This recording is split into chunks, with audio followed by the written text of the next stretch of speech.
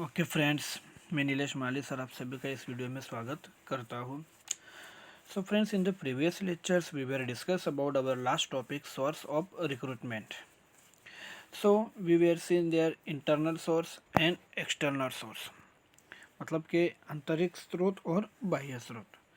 तो जो internal source है और जो एक्सटर्नल सोर्स है, वो इंटरनल और एक्सटर्नल सोर्स की हमने पहले उस दिन डिस्कशन कर लिया था कि इंटरनल में प्रमोशन होता है, ट्रांसफ़र होता है, friends, relatives, recalling related employees, promotion with transfer and waiting list. While external जो सोर्स है, उस एक्सटर्नल सोर्स में अगर आप देखोगे तो एडवर्टाइजमेंट होती है, एम्प्लॉयमेंट होती है, थ्रू एजुकेशनल इंस्टीट्यूट होती है, थ्रू ट्रेड यूनियंस होते हैं, थ्रू कॉन्ट्रैक्ट्स होते हैं, recruitment at the get in modern methods. तो इतने जो भी सोर्स है वो सोर्सेस इंटरनल और एक्सटर्नल जो है वो इंटरनल या एक्सटर्नल होते हैं. अब इसमें सबसे पहला जो पॉइंट है वो है फ्रेंड्स इंटरनल सोर्स. तो हम आज यहाँ डिस्कस करने वाले हैं कि जो इंटरनल सोर्स है वो इंटरनल सोर्स किस तरह से कंपनी जो है उस कंपनी को बेनिफिट होते हैं, कि कंपनी के अंदर ही अंदर इन लोगों को किस तरह से रिक्रूटमेंट करने के लिए स्टाफ जो है वो स्टाफ अवेलेबल हो जाते हैं. So, whenever any post is vacant or any new position is created, तो जब भी किसी बिजनेस यूनिट्स के अंदर, कंपनी के अंदर कोई न्यू पोस्ट जो है वो न्यू पोस्ट की वैकेंसी जो है वो वैकेंसी आती है, या any new position is created, या फिर कोई न्यू पोजीशन जो है वो पोजीशन क्रिएट होती हो, promotion should be given by the management on the basis of work of the existing employee. जो मैनेजमेंट है उस मैनेजमेंट में कंपलसरी ये हो जाता है कि कुछ लोगों को जो प्रमोशन है वो प्रमोशन भी करना पड़ता है on the basis of work of the existing employee. और जो भी एम्प्लॉय पहले से काम कर रहे हैं वो एम्प्लॉय को ही उनके वर्क के बेस पर कुछ ना कुछ जो प्रमोशन है वो करवाना पड़ता है. Is ability, honesty, skill, loyalty and qualifications. अब देखिए, जब भी प्रमोशन किया जाता है तो प्रमोशन करते समय किन किन चीज़ों को ध्यान में रखा जाता है. तो इज़ एबिलिटी, उसकी एबिलिटी कितनी है, वो कितना अच्छे से काम करता है. होनेस्टी, वो वर्क से रिलेटेड कितना होनेस्ट है, वो काम के प्रति कितना प्रामाणिक है. स्किल्स, उसके अंदर कौन कौन से जो स्किल्स है वो स्किल. लॉयल्टी, वो कितना कंपनी के रिगार्डिंग लॉयल है, मीन्स कि वफादार है.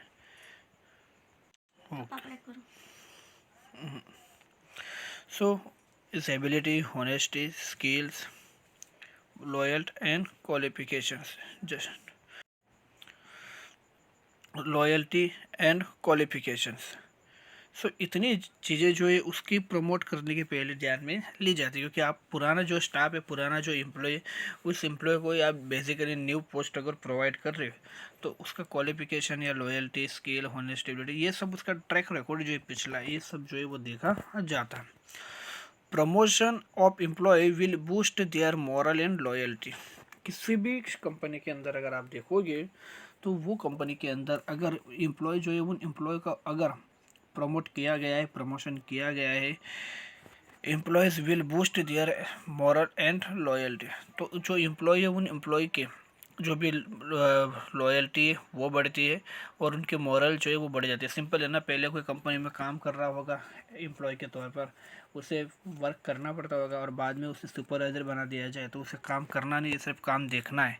तो वो अपने आप में खुश हो जाता है, अपने खुशी अनुभव करता है कि अब तो मैं दूसरे लोगों को काम करते हुए देखना चाहता हूँ, या मतलब दूसरों को ऑब्जर्वेशन करने का काम करता हूँ.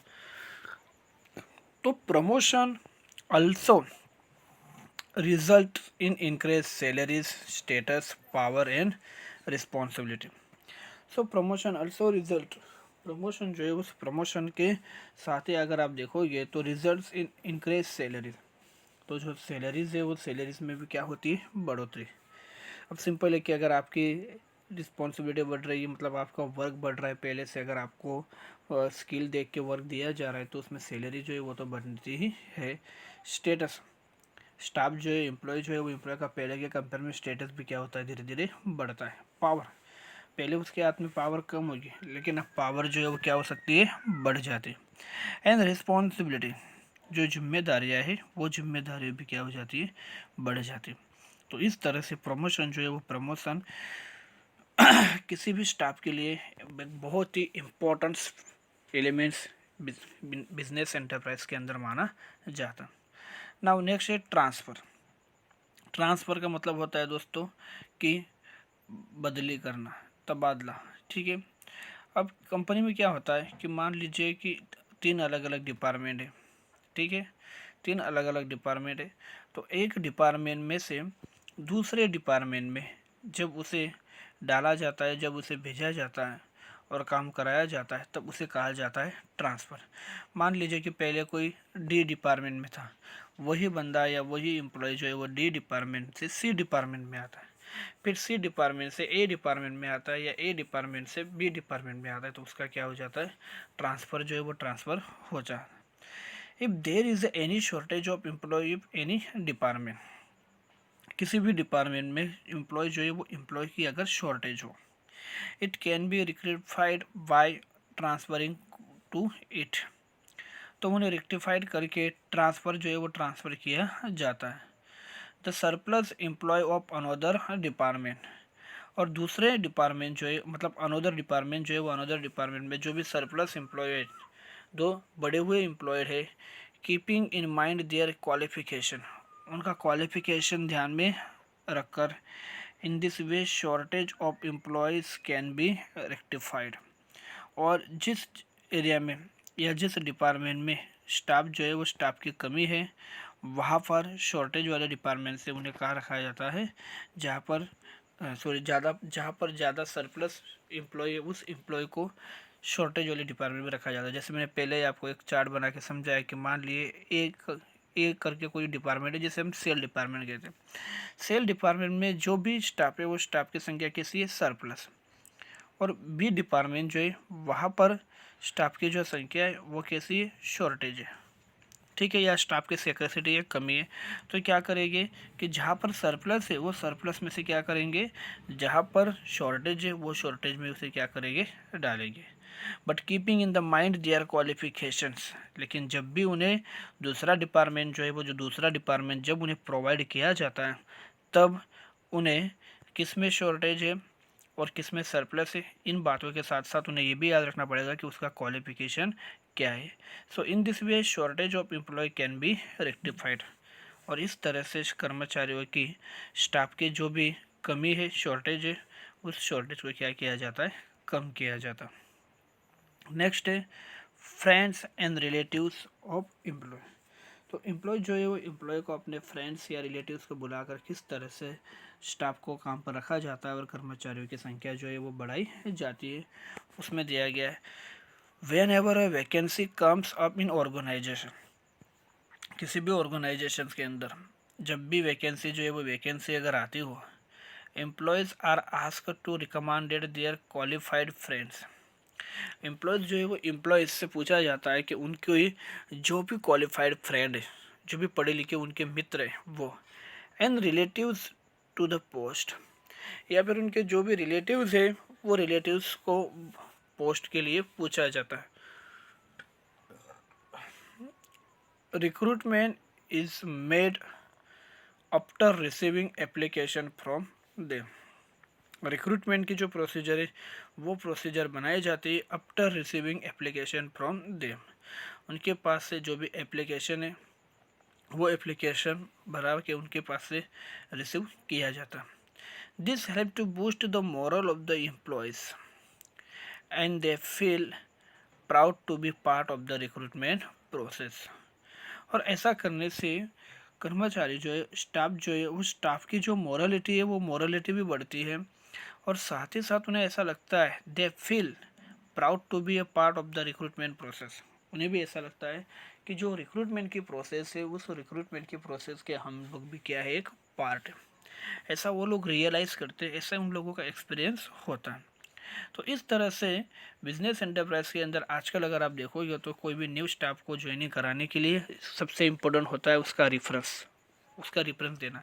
तो या अगर फ्रेंड्स या रिलेटिव्स को ही अगर काम पर लगाते हैं तो सबसे बड़ी बात कि उनके ऊपर कंपनी जो है वो इतने बिंदास ट्रस्ट कर सकते हैं आसानी से कि ये लोग कहीं भाग कर जाएंगे नहीं, कोई नुकसान करके जाएंगे नहीं, और जाएंगे भी तो इनके फ्रेंड्स या रिलेटिव जो है उनसे हम बात कर सकते हैं।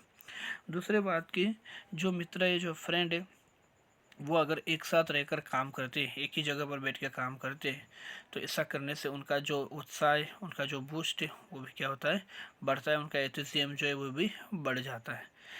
सो this helps to boost of morale of employees. तो एम्प्लॉयज़ के ऐसे जो मॉरल्स है वो भी यहाँ बढ़ते हैं, and they feel proud to be a part of the recruitment process.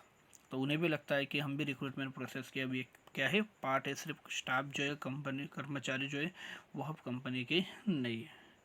तो हमने अब तक देखा इंटरनल सोर्स में promotions, transfers and friends and relatives of employee. तो प्रमोशन में क्या है, जो कंपनी वही रहेगी लेकिन उसकी जो पोस्ट है वो क्या होगी, बढ़ेगी। ट्रांसफ़र में क्या है, पोस्ट वही रहेगी, डिपार्टमेंट जो है वो क्या होगा, बढ़ेगा। फ्रेंड्स एंड रिलेटिव्स में क्या होगा कि अपने कंपनी के अंदर इंटरनल ही अपने स्टाफ को बोल दो कि भाई आप अपने रिश्तेदारों को या फ्रेंड्स को नौकरी पर ला सकते हो। चौथा है रिकॉलिंग रिट्रेंचेड एम्प्लॉयज़। तो ये जो रिकॉलिंग रिट्रेंचेड एम्प्लॉयज़ है फ्रेंड्स, इस टॉपिक के बारे में हम लोग नेक्स्ट वीडियो में या ऑनलाइन क्लास में देखेंगे। तब तक के लिए गुड बाय।